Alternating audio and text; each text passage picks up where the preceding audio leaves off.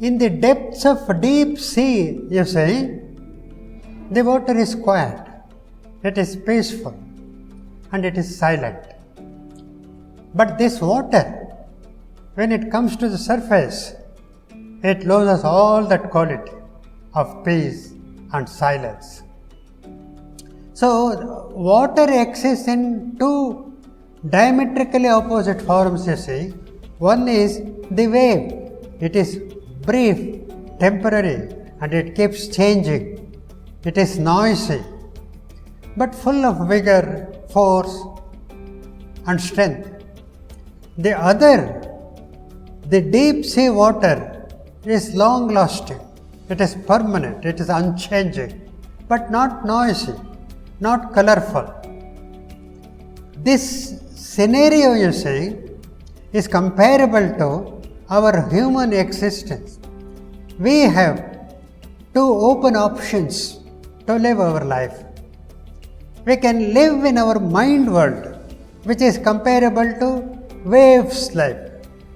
The other option is living in the world of awareness or consciousness, which is comparable to the deep sea and its peace and silence.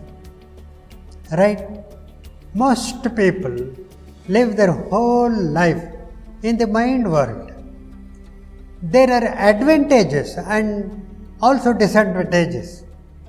Mind world is a world of mind's thinking, planning, and also worrying and fearing.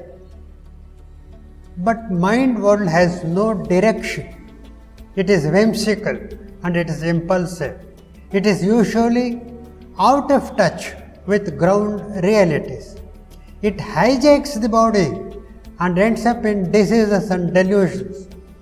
But it can create, build, and pull down.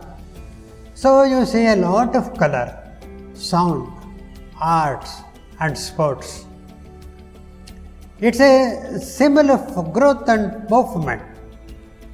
It's all fine. And that life of awareness is full of peace, love, compassion. It has a direction. It can guide the mind if mind listens to it. It lives a life of mutual cooperation, dependence, relatedness, and connectedness. So, there is no disappointments, no delusions. So, the best way would be to live in both the areas as waves as well as water of the deep sea. The awareness should lead and guide, and then the mind can perform. Then there will be harmony. It's a matter of training and practice. It is done in our plum village kind of places. If mind takes the driver's seat and it goes chaotically, and its calorie consumption, that is glucose consumption, is very high. And if awareness takes the driver's role, it takes everyone with it. It is slow, loving, caring for all, and its calorie consumption is very, very low. No chance of any lifestyle disease like diabetes, high blood pressure, and so on. That's because there is absolutely no anxiety, no hostility, no fear. If someone's life is driven by mind, it's a story of anxiety, worry, tension, fights, sadness, unhappiness, and loneliness.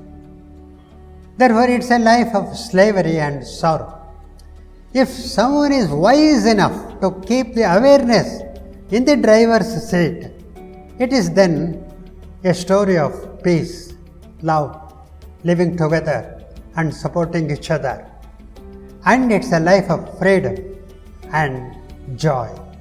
So then, such a life is a golden opportunity, and we can make all of us best use of it, isn't it? Thank you.